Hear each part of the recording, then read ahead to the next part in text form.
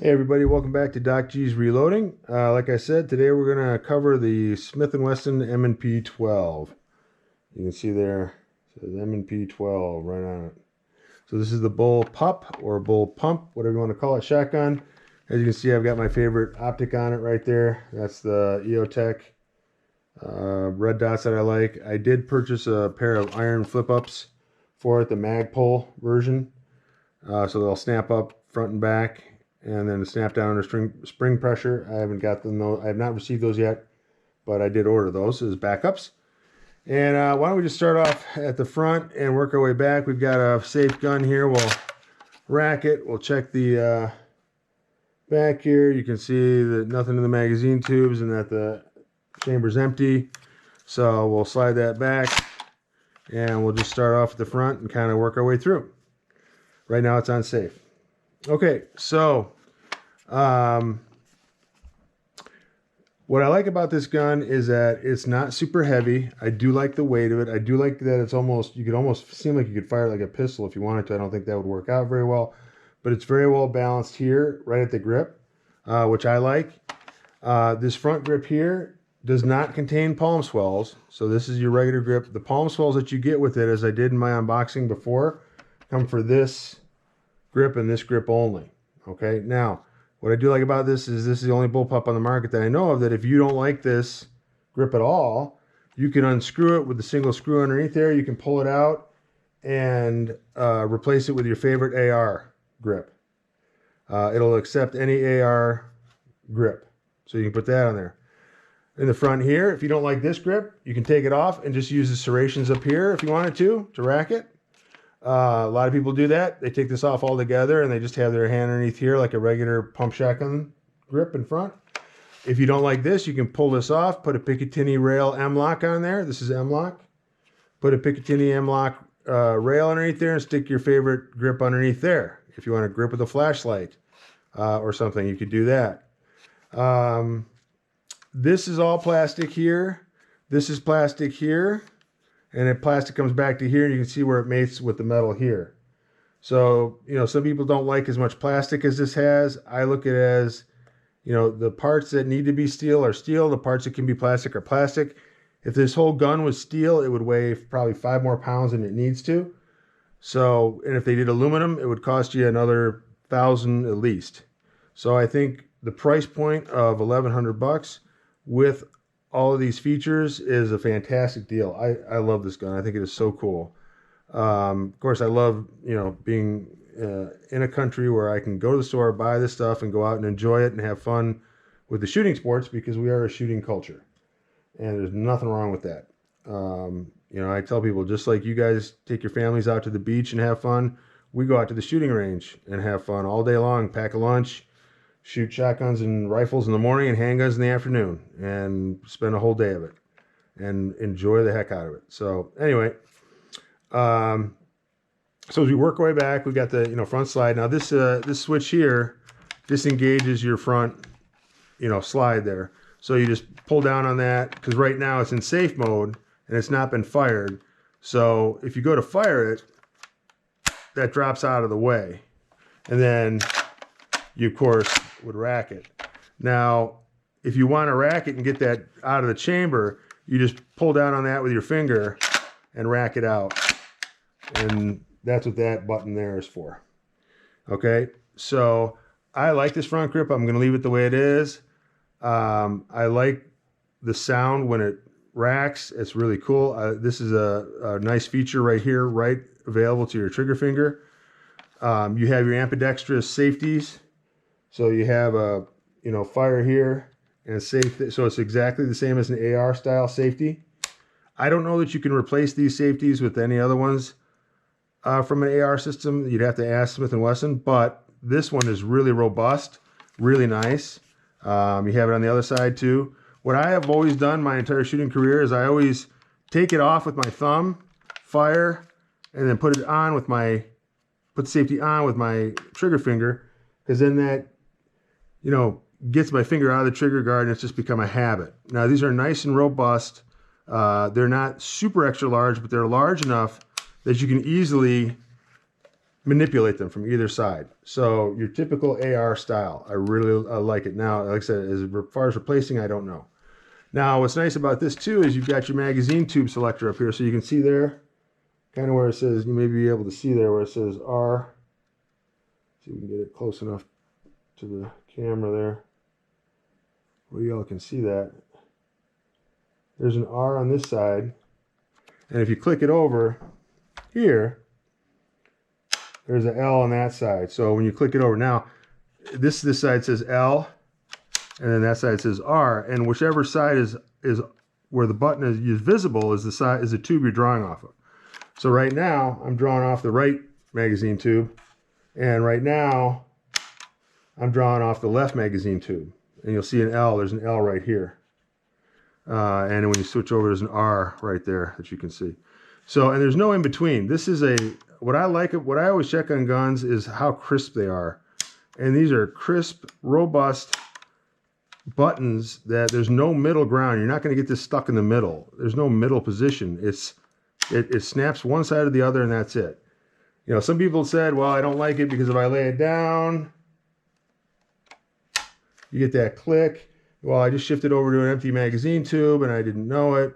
Well, yeah, okay, that's just part of the design. So you just got to be aware of that. That's all. You know, maybe set it down on the other side if you're using it. You know, be aware of that. But anyway, magazine selector tube, or tube selector, I love that. Really nice, robust. Also, your M-locks are only at the 10 and 2 position up here. So M-lock, M-lock, M-lock, M-lock, M-lock. Those are the only ones. This is, nothing else on this gun is an M-lock. 1, 2, 3, 4, 5. Oops, sorry. 1, 2, 3, 4, 5.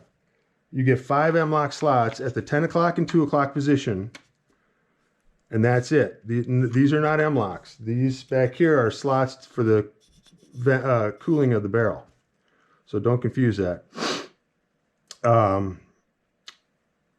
So what I'm going to do is, I'll show you here too. The other thing is you get a D-link holder here, quick release in here. One on either side of the butt stock here. That's it. There are no other D-ring connectors. So if you want to do a single point, that's fine. You can do a single point to here.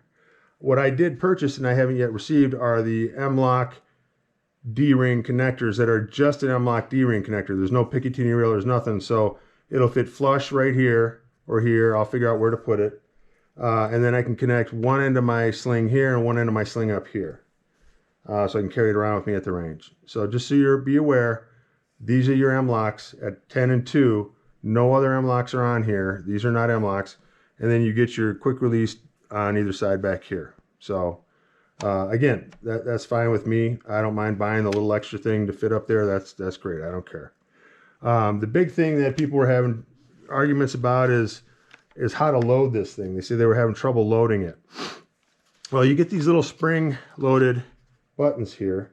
So you can see when I press there, there's one on each side, one for each magazine tube. Okay, so one's for each magazine tube. The one on the right's for the right, the one on the left is for the left tube. So what people have been doing online is they've been saying, well, I'm just going to load it, you know, this way, and I'm going to, well, the manual tells you to load it muzzle down. Okay, so they're saying, you know, load it muzzle down. So rest the muzzle on a table and then load it. And I'm going to have to agree with them on that. We're going to come up here so that y'all can see into here better. We'll come up. Okay, so right there is your loading bay, and this is how they tell you to load it.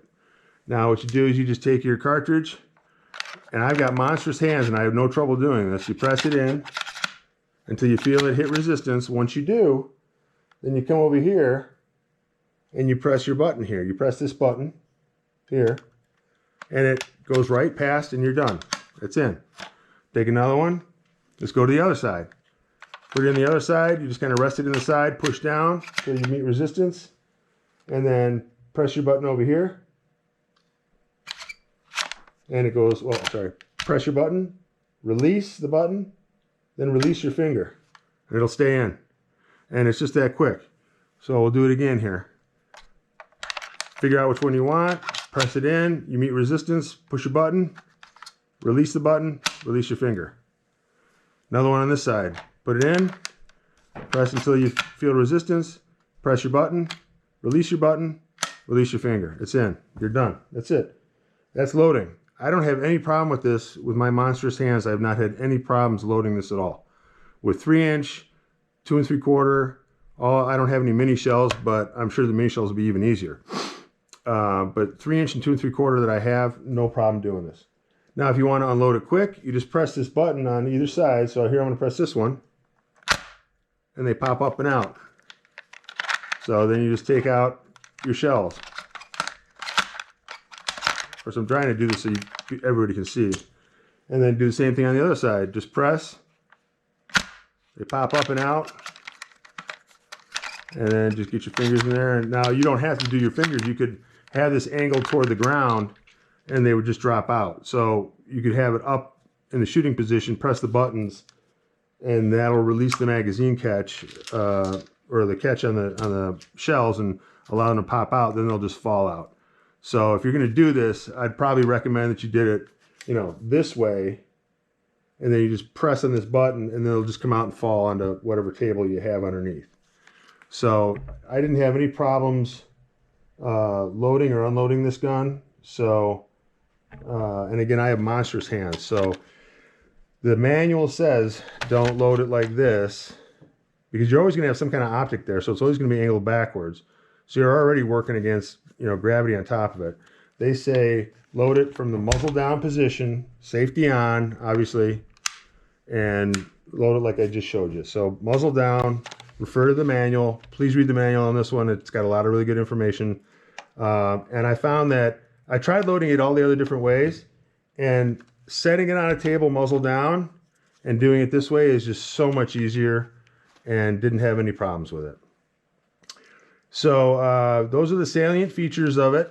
Again, I think it's really cool. Oh, loaded chamber indicator too. Let's do that for you so that you guys can see the loaded chamber indicator. And we'll go off the other magazine tube there, and then we'll, there we go. So there's your loaded magazine, loaded chamber indicator. You can see that that pops up and it becomes tactile. Otherwise, that is completely flush and you don't even notice it's there. So that's one of the other features that's nice about it. So we'll just take that out. And now you can see that it's flat. That's tells you that there's nothing in the chamber there. So that's another really nice feature. So what I also like, what I love about this is the AR compatibility. So if you don't, you know, you can switch these out to anything you want. That's really great. Plus there is a feature on this to clear a jam if you have trouble by pushing this button in here and extending the stock out another 1.5 inches. So it tells you how to clear a jam, and I'd recommend reading on that because I read on it and figured out if I needed to, how to do it if I'm in the field. So again, you put the gun in this position, you press this button here. There's a button right there. You can kind of see it. It's like that button there. You press that in and pull back, and that gives you a lot more room in here to clear any jams or anything that's going on. So that's another nice feature that, again, I haven't seen on a lot of guns. So just a little different video here for you, just so you all can see the different way this is set up and how to load it. So again, if you read the instruction manual, it'll show you how to load it. And I tried loading it, you know, on my hip and rotating it one direction or the other. And the best way to do it is just load it muzzle down, set the muzzle on something, or just load it vertically. I think you could probably load it. Yeah, you probably load it holding it, you know, and loading them in that way. But the best is to rest the muzzle on a stable surface, like a table, you know, safety on, muzzle on a nice hard surface, and load vertically like they tell you to in the manual. And again, with my hands, I had no problem getting in there. All right, if anybody has any questions about this gun, let me know. Otherwise, thanks again for watching Doc G's Reloading.